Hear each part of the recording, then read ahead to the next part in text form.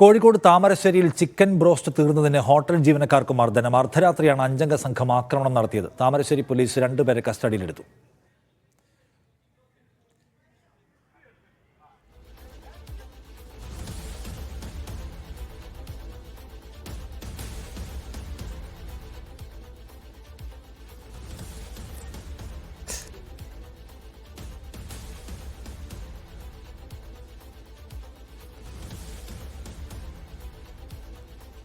ഷിദ്ദ, എന്താണ് സംഭവിച്ചത്?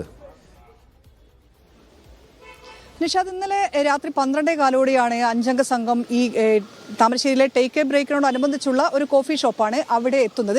അവർ ആവശ്യപ്പെട്ടിരുന്നത് chicken broasted ആണ്. ആ സമയത്ത് അത് ചിക്കൻ തീർന്നു എന്നുള്ള കാര്യം ജീവനക്കാർ അറിയിച്ചു. തുടർന്ന് ചിക്കൻ വേണമെന്നാവശ്യപ്പെട്ട്, തങ്ങൾക്ക് ചിക്കൻ തന്നെ വേണമെന്നാവശ്യപ്പെട്ട് മർദ്ദിക്കുകയായിരുന്നു എന്നുള്ളതാണ് ഈ കടയുടമ നൽകിയ പരാതിയിൽ പറയുന്നത്. ഈ അക്രമത്തിന്റെ CCTV ദൃശ്യങ്ങളും പുറത്തു വന്നിട്ടുണ്ട്. 2 പേർക്കാണ് പരിക്കേറ്റത്. കടയുടമ സയ്യിദ്, ഒപ്പം തന്നെ ആസാം സ്വദേശിയാണ് ഒരു ജീവനക്കാരൻ മെഹദി ആലം. ഇവരെ 2 പേരെയും ഈ അഞ്ചംഗ സംഘം മർദ്ദിച്ചു എന്നുള്ള പരാതിയാണ് താമരശ്ശേരി പോലീസിൽ ലഭിച്ചിരിക്കുന്നത്. ഈ CCTV ദൃശ്യങ്ങളടക്കം പോലീസ് പരിശോധിക്കുകയാണ്. 2 പേരെ ഇവരുടെ പരാതിയിൽ കസ്റ്റഡിയിലെടുക്കുകയും ചെയ്തിട്ടുണ്ട്. നിഷാദ്.